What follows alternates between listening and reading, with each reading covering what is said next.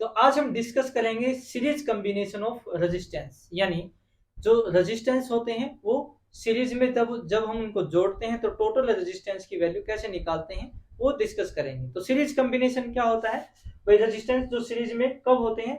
जब सभी रेजिस्टेंस में करंट की वैल्यू सेम होती है, उसको बोलते हैं सीरीज कॉम्बिनेशन ऑफ रेजिस्टेंस। या जब रेजिस्टेंस का एक एंड अगले के एक एंड के साथ ही जुड़ा हो, ऐसे कॉम्बिनेशन को बोला जाता है रेजिस्टेंस इन सीरीज। जैसे भी मान लो आपके पास तीन रेजिस्टेंस हैं।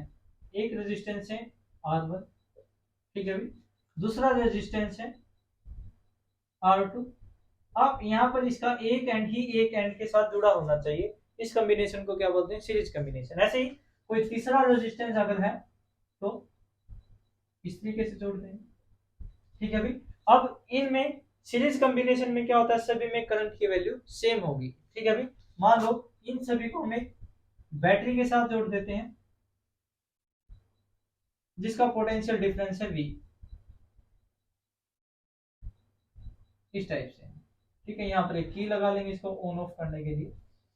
तो यहाँ पर पोटेंशियल डिफरेंस V है, तो इस मान लेते हैं यहाँ से करंट फ्लो करता है I, यहाँ पर I। तो हर रेजिस्टेंस के अंदर जो करंट की वैल्यू होगी वो क्या होगी भाई? I होगी, ठीक है। लेकिन पोटेंशियल डिफरेंस की वैल्यू क्या होगी? अलग अलग होगी। तो यहाँ पर पहले का पोटेंशियल डिफरेंस मान लेंगे V1 है, दूसरे का जो पोटेंशियल डिफरेंस है वो मान लेंगे V2 है, और तीसरे का जो पोटेंशियल डिफरेंस है वो मान लेंगे V3, ठीक है भाई। ऐसे ही टोटल पोटेंशियल की वैल्यू अगर हम इसमें निकालें तो टोटल पोटेंशियल क्या हो जाएगा? V is equal to V1 plus V2 plus V3। अब जैसे कि हमने आपको बताया भी सभी में करंट की वैल्यू क्या होगी? सेम होगी। तो यहाँ से हम V1 की वैल्यू निकालेंगे, V2 की वैल्यू निकालेंगे, V3 की वैल्यू निकालेंगे। तो V1 की वैल्यू हम कैसे निकाल सकते हैं? जैसे कि हम ओम्स लॉ में हमने पढ़ा V इज इक्वल टू क्या फॉर्मूला होता है भाई? IR।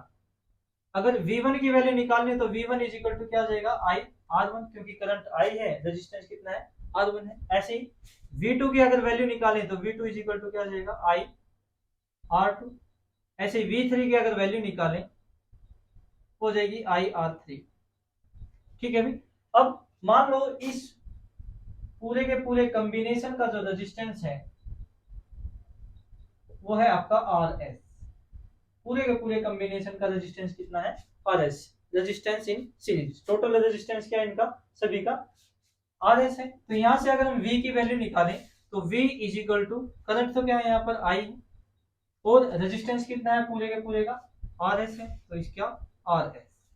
अब ये सारी की सारी वैल्यू यहाँ पर अगर पुट की जाए, इक्वेशन 1 मान लेते हैं इसको, इस इक्वेशन में पुट की जाए तो यहाँ पर V की जगह क्या पुट करेंगे भाई? IRS इज इक्वल टू, यहाँ पर क्या पुट करेंगे? IR1 प्लस यहाँ पर क्या पुट करेंगे? IR2 प्लस यहाँ पर क्या पुट करेंगे? IR3, ठीक है भाई।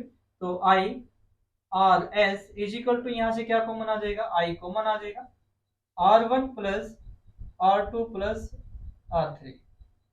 तो I से I कैंसिल, और RS इज इक्वल टू क्या आ जाएगा? R1 plus R2 plus R3। यानी टोटल रेजिस्टेंस जो है वो किसके बराबर आएगा भाई? सम ऑफ ऑल रेजिस्टेंस के बराबर आ जाएगा। इंडिविजुअली रेजिस्टेंस को अगर आपस में ऐड कर दिया जाए तो टोटल रेजिस्टेंस की वैल्यू आ जाती है इन सीरीज कॉम्बिनेशन। अब यहाँ पर ये तीन रेजिस्टेंस की बात थी, अगर रेजिस्टेंस 4 होते तो उस केस में क्या होता भाई? R1 plus R2 plus R3 plus R4।